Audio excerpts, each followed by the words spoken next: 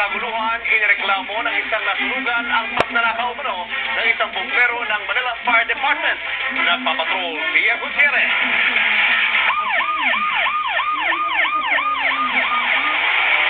Wala nang halos natira sa bahay ng pamilya Bacani sa Sampaloc, Maynila nang tubukin ito ng apoy pasado alas 10 kagabi. Palibasa, marurupok na yung mga kahoy. Biglang kumalat. Sa bilis ng pagkalat ng apoy, wala nang gaanong naisalba pa ang mga nasunugan. Mabilis naman itong naapula ng mga bumbero. Pero nagulat na lang lahat na bigla na naman lumaki ang apoy matapos ng ilang minuto. Naubusan daw kasi ng tubig ang mga fire truck kaya hindi pa tuloy ang napatay ang mga baga sa kahoy na siyang dahilan ng muling pagsiklab. Hindi naman pinabayaan. Ongoing pa kasi yung overhauling operation natin. Tapos nagkulang pa sa supply ng tubig. Sa gitna ng kaguluhan, galit na galit naman nagreklamo si Joseph Bacani. Habang nasusunog daw kasi ang kanilang bahay, ninakaw naman ang kanyang wallet na naglalaman ng 5,000 piso. Nagsinuga ka na, nanakawang ka pa, di ba?